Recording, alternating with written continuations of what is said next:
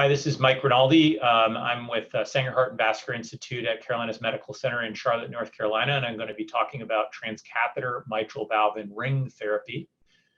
These are my disclosures. So when we're going to talk about valve and ring therapy, we have to talk about the initial procedure, which is the mitral valve repair.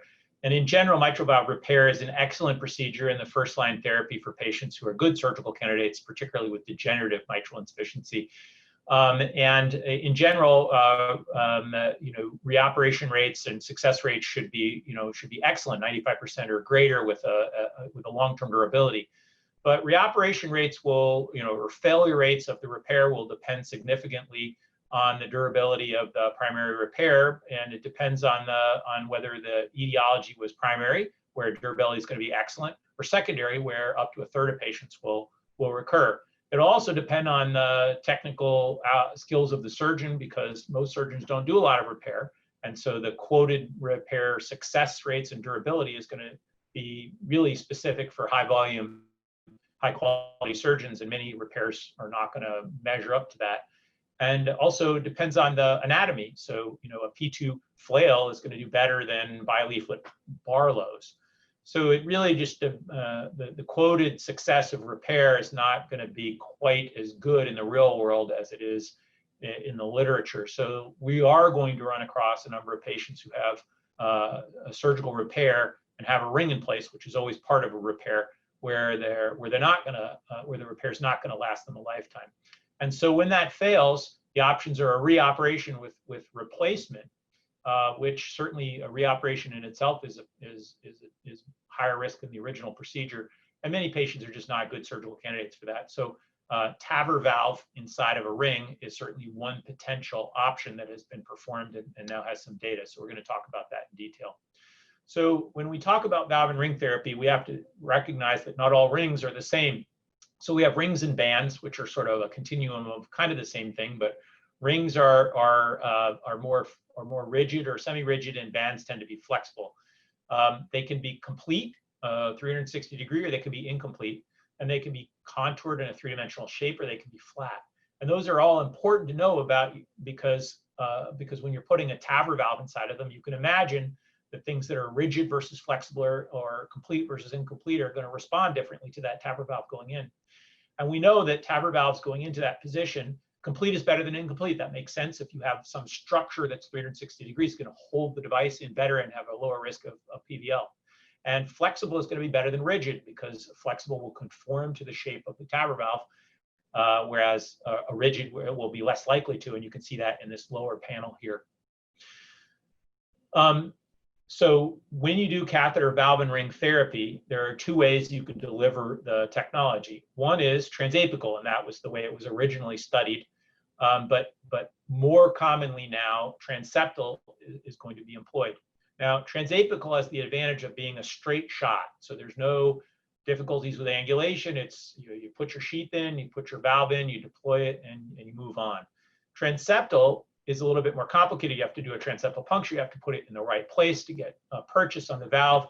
And then the angles are a little bit more complicated, and the positioning is a little bit less stable. But as we all know, transapical procedures in general are challenging for the patient, because putting a big sheath in the apex leads to a longer time of recovery, a chest tube, et cetera.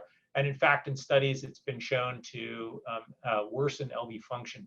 So in general, if a patient can get a transeptal procedure, that's the way it's going to be done. The downsides is there's less coaxiality of the valve implant, and also positioning is more difficult, such that the device could end up more in the atrium or more in the ventricle.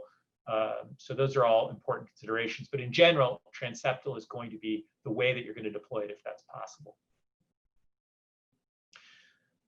Just like TAVR, pre-procedural planning is based on CT. CT is critical because of sizing, just like for TAVR. And in fact, we always look in valve type of procedures, we look at the app, the valve app for guidance. But actually, valve and ring, the app is a little less good at sizing, because manufacturer sizing is not standardized and is unreliable. The rings are elliptical and have a three-dimensional shape, and the valve app recommendations are not quite as reliable. So looking at your own valve with CT, it's important to have the op note, know what you're putting in, but also looking at the actual CT and seeing what the real measurements are is critically important. You can't just base it on what the app says.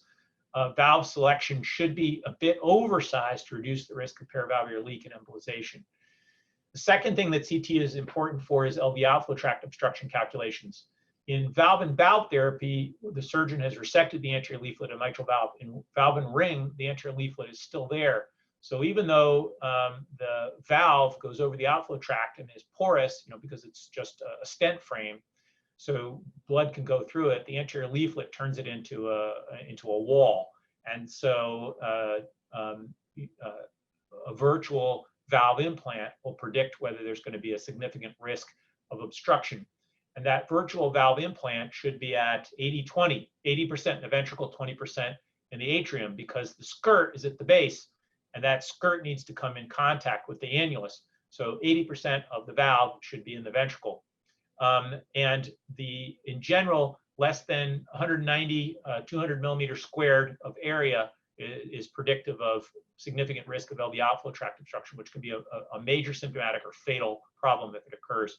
Greater than that has a much lower risk of that being a problem. And then secondly, paravalvular leak assessment independent of your valve implant, but sometimes patients have have mitral insufficiency, and that can be intravalvular, but it can be paravalvular.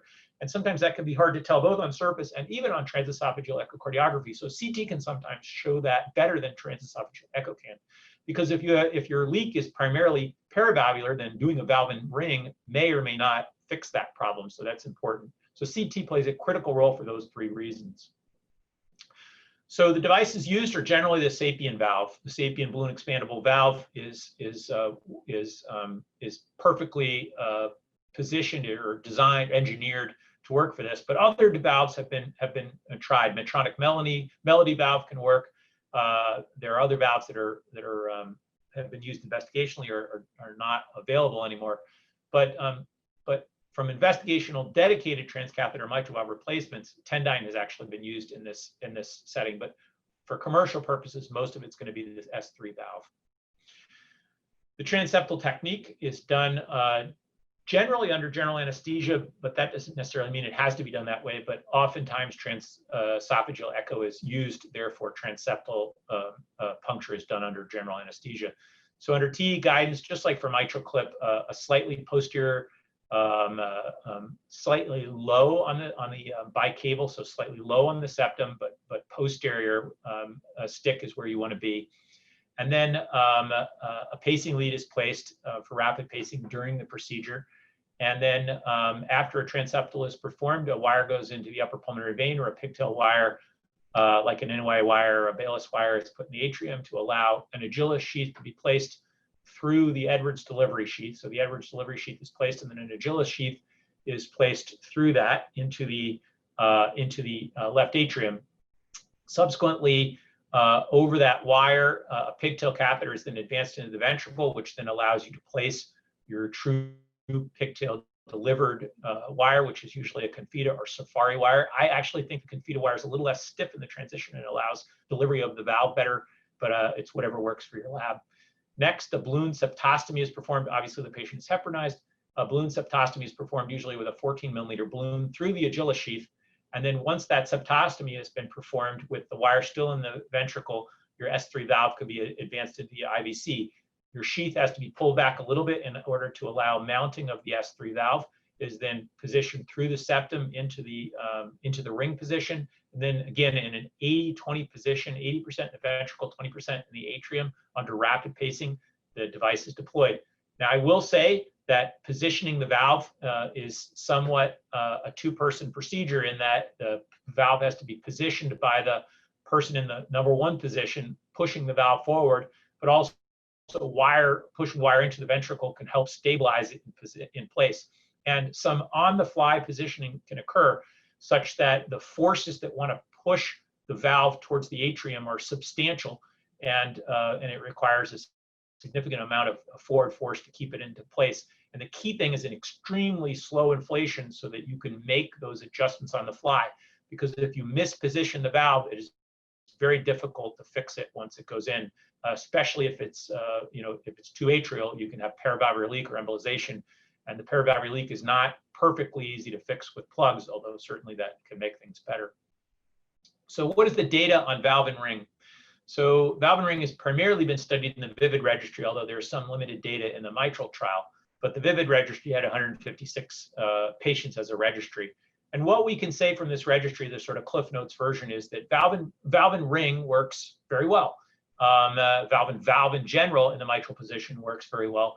Valve and ring works a little less well than valve and valve, particularly because even though the success rates are quite high, the mortality is low, valve and ring has a little less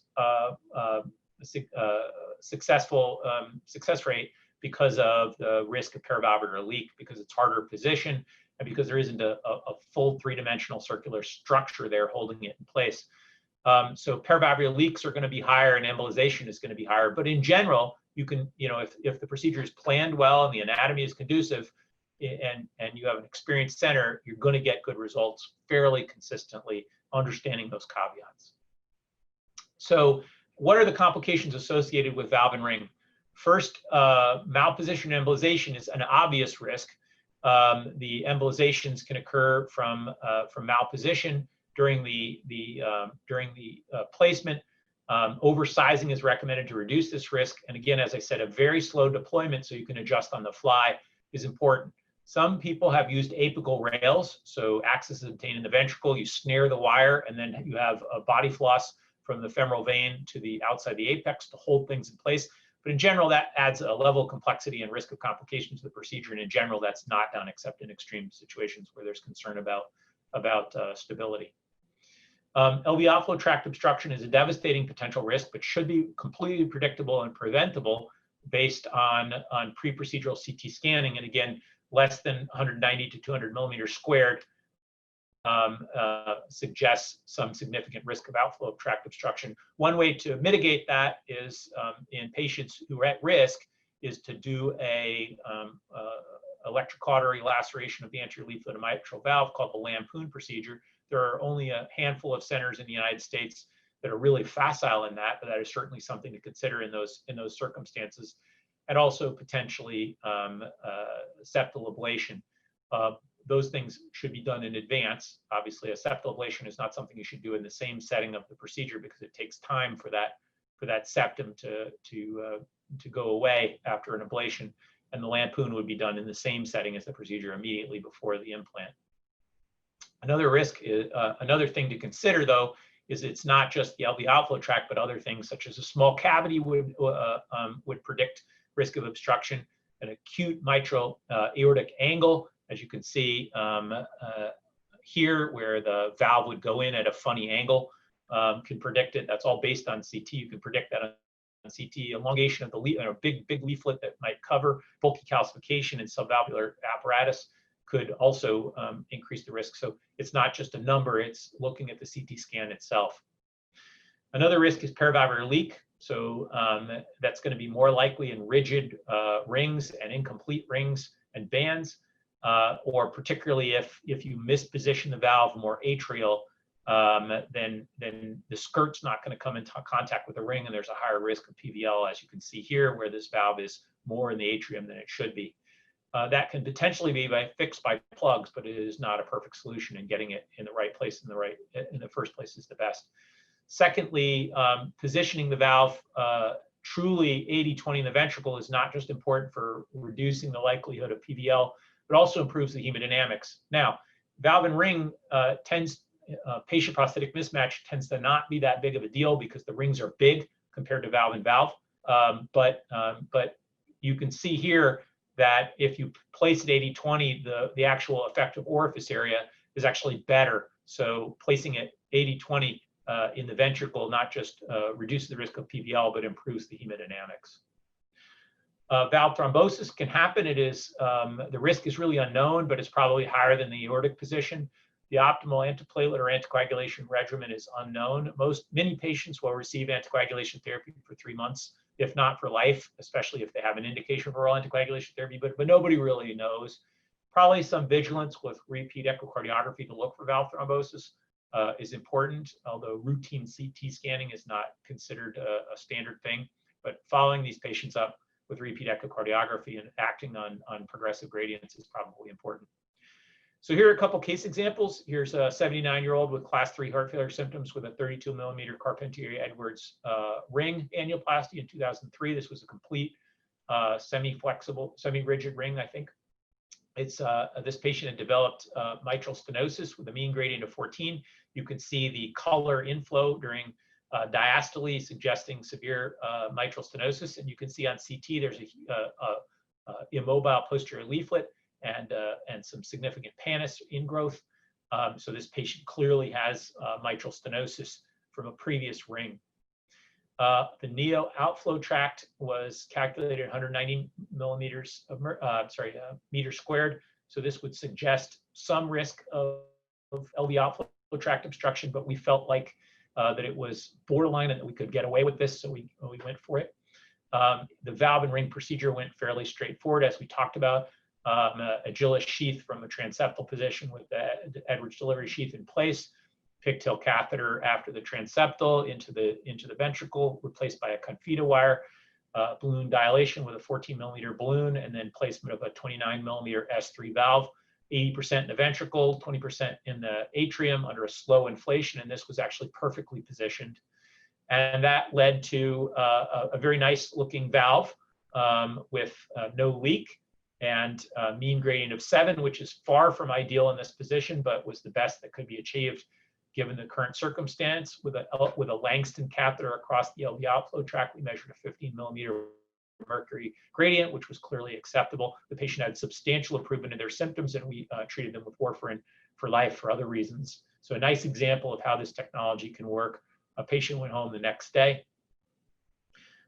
Here's another example of a mediocre outcome, which is important to show and disclose. A 63-year-old with class 3 heart failure symptoms with a previous 34 millimeter Carpentier-Edwards semi-rigid ring in 2016 with recurrent flail of the posterior leaflet, which you can see there beautifully, both on echo and also on CT.